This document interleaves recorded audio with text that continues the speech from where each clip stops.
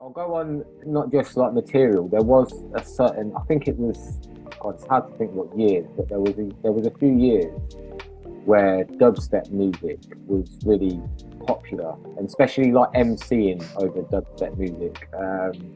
And two friends of mine were a like a duo MCs on dubstep music, so they'll get booked for sets. So what they started to do, because I'd go around to their houses a lot with spit bars, they started to invite me on the sets with them.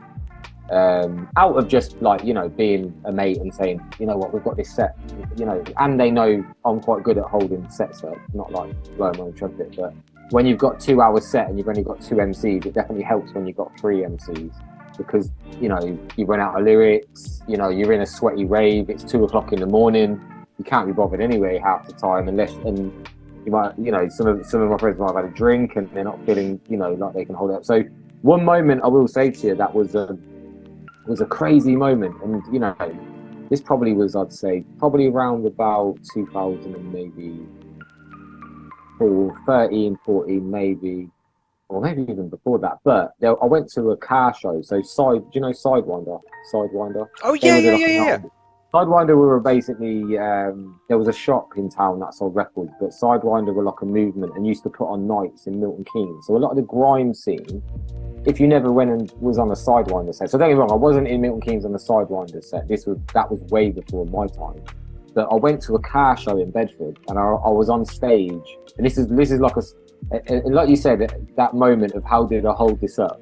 Because I never really prepared to go to these sets, but my friend would say to me, "You got your lyrics ready?" And I always think like, "Of course I got my lyrics ready." I would just think this is actually like, you know, if I'm going to a football game and I've bought my football boots, you know what I mean? Like I've got, yeah, my lyrics are ready. But I was at this car show, and I didn't plan on going on stage and getting a lot of, you know, limelight and da-di-da-di-da. But there was a moment I was on stage and I just didn't rehearse the lyrics, the dubstep music come on. I must have done a few lyrics where I just had the whole, and when I say it was a big room of people, there must have been a good, and for me, like I said, I've never been one to branch out there with performance-wise, but there must have been a good, I'd say, over 2,000 people in there.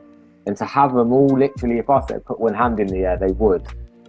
And like you say, to a moment, that was quite a moment where I proved to myself. Because I think, you know, like when you get told, you know, like you said earlier, you get told your content's good or your lyrics are good or you're a good performer. You don't almost believe everybody until you've gone and done it. And then you've kind of proved to yourself, like, wow, I do deserve to be on stage with the microphone. Them moments, and that was a moment for me where I realised, like going to them sets with my mate, there was other sets that were smaller clubs, you know, like local, even still quite big crowds, you know.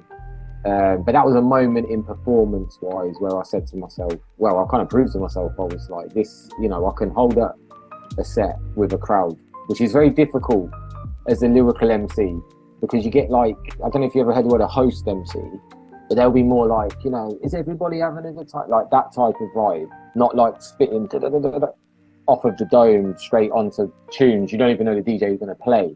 So I realised I've got an art for just carrying a set, and that was a standout moment in performance-wise. In terms of material, I released a single called Not the Same. That was 2017. But let me just take back. So off of the back of chapter 1, the stuff with the anecdote authors, I think me and Ricky went through a time period of just doing loads of music that never really got out. It just was like in the bedroom. You know, to be honest, SoundCloud. You ever use SoundCloud? SoundCloud was quite a popular thing then. So a lot of this music went onto SoundCloud. So anecdote authors, chapter 1. We did start chapter 2, but chapter 2 never really. We had a lack of beats at the time, and it never really formed into anything. But yeah. So from there, I did. Do you know what? I'm going to touch on this EP. I did make an EP called the Unbreakable EP, but I've got to be very real. I felt like that was a time I was experimenting a lot with sounds, and it was more of a learning curve of making a project. It was called the Unbreakable EP. But the one I would say I'm most proud of is the single I released in 2017 called Not the Same, which went out onto the Spotify. You know, like I say, any listeners, you can stream it if you find it. That was the one I was most proud of. Not the Same. And then basically Not the Same was a single that was on my EP, my official first Dvious Wiser EP, Words from the Wise, with like words from the Wise, not, you know, like played on the words from the Wiser, that kind of thing, but words from the Wise. And this is a good interesting point where you say about names. And I remember when I was doing this project, and I think I sat down with my dad, and he's like, "You've done your music then?" And he's not really someone who like listens to music, but he goes, "You know, like we were saying earlier, he goes, what are you gonna call it?" And I'll probably add some crazy name like no one knows, Emperine or something. It was like no one's even, that word's never even come out. So and then my dad's put me down, and this is where I do feel that it is good to get feedback, especially on names, because he goes, "What does that mean?" And I was like, then I got to explain this, like, oh, this Emperine is, and I realised sometimes you have to not dumb down names, but make people get it more. You know, a word or name that comes with, they knew what the song was about a bit and the whole feel of it, instead of it being too out there. And I think this is a thing that we've always been guilty of as creatives sometimes. And this isn't to take away anything. It's just that in that market of commercial market, you know, when someone says it does what it says on the tin, that sometimes is a part of why people buy and feed into products and brands, because it does what it says on the